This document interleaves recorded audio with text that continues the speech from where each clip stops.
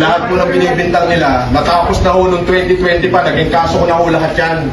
At na-quit ho ko dyan. Ngayon ho, yung laban namin ni Makagago, ako ho ang unang nagsampa ng kaso sa kanya.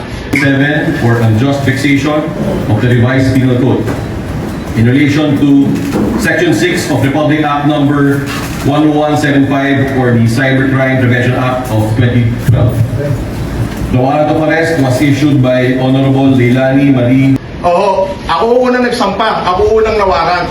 So, unjust fixation lang, kung ipahiyan nyo ako sa buong Pilipinas, grabe, para akong pumatay. Yung sinasabi niya marami ko inistapa, 2020 pa lang, dami na nagsasabi niya, wala naman nagkatotoo kahit isa. Tapos papahiyain niyo ako, national TV, nagganito, rakesyo ako daw ay nagmura kay ganito. Merong dahilan mo yun kung bakit ako nakapagsalita ng hindi maganda sa isang general. Para ka! Iya! Wala, meron nung dahilan yun. Pero ang totoo niyan, ang justification lang, ipinahiya niyo ako buong Pilipinas na ganito, grabe. Mas mabigat yung kinaso ko sa'yo, hintay mo warrants mo. Deserve niya yan, deserve. At sa pamilya ko, at lalo, sa akin okay lang, influencer lang naman ako eh.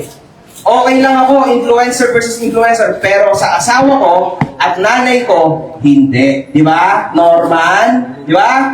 Ayos! Totoo ang baho mo, tignan sa personal. Ang baho mo, hinayupak ka. Hindi mo rin yung warrant mo. Okay, no problem. Haharapin ko yan. Oo, naunahan lang ako eh. Oo, pangit ka kasi. Yan lang pangit Pwede yan. pala yan, unjust fixation, ganito Sorry pala po. yung media. Pwede pala yan. Nananawagan din po ako Ganyan pala yan, unjust fixation lang, ipinahiya niyo ako sa buong Pilipinas. nananawagan din po ako sa isang napaka-importanting tao. Lahat po ng binibintang nila, natapos na ho noong 2020 pa, naging kaso ko na ho lahat yan. At na-quit ho ko dyan. Ngayon ho, yung laban namin ni ako ho ang unang nagsampa ng kaso sa kanya. Oo, ako ho unang nagsampa, ako unang nawaran. So, unjust fixation lang, kung ipahiya niyo ako sa buong Pilipinas, grabe, para akong pumatay.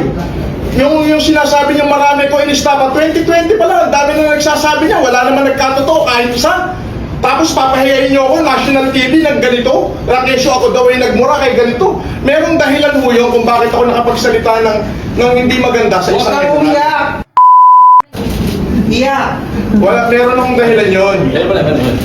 Pero ang totoo yan, ang justification lang, ipinahiya niyo ako buong Pilipinas na ganito, grabe. Mas mabigat yung kinaso ko sa'yo, hintay mo warrants mo. Deserve niya yan, deserve. Baho mo, buti ka sa'yo.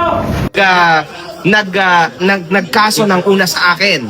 At siya ang nagsabi sa akin na gagawan daw niya ako ng patong na kaso. Hindi ako.